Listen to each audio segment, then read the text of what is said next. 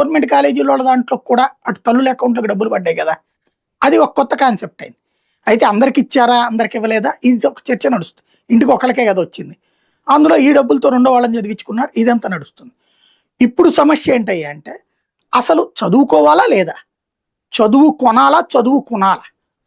చదువు కొనాలి అనేటటువంటి పరిస్థితి ప్రైవేట్ సంస్థల్లో ఉంటుంది, చదువు కొనాలి అనేటటువంటి సంస్థ ప్రభుత్వ సంస్థల్లో ఉంటుంది. ఈ ప్రభుత్వ సంస్థల్లో ఉన్నట్టు ప్రభుత్వ కాలేజీల్లో కాకుండా ప్రైవేట్ కాలేజీల్లో చదువు కొనకుండా చదువుకునేందుకు అవసరమైన సొమ్ముల్ని, రొక్కాన్ని ప్రభుత్వం ఇస్తూ వచ్చింది ఇంతకాలం. ఇప్పుడు ఆ డబ్బులు ఇవ్వడం మానేస్తే వాళ్ళు చదవడం మానేయటం నడుస్తుంది. ఎందుకంటే ఇదివరకు కూడా మీరు అబ్జర్వ్ చేస్తే పేద పిల్లలని గవర్నమెంట్ స్కూళ్ళలో గవర్నమెంట్ కాలేజీల్లో చదివించేవాళ్ళు, అక్కడ ఒకసారి ఫెయిల్ అయ్యారంటే కనుక ఇంకొకసారి వరకు చూస్తారు సప్లిమెంటరీ, ఆ తర్వాత చదువులు మానిపించేసి కూలీలుగా, కొట్లలో గుమస్తాలుగా ఏదో ఒక పనికి పంపించేసేవాళ్ళు తల్లిదండ్రులు. ఎందుకని? ఆ స్కూల్లో ఉన్నంత వరకు ఖర్చు పెట్టగలం, కానీ అది ఎందుకంటే స్కూల్లో బుక్స్ ఇట్లాంటి వాటికి తక్కువకి వస్తుంది, గవర్నమెంట్ స్కూల్లో ఫీజు కట్టక్కర్లేదు కాబట్టి.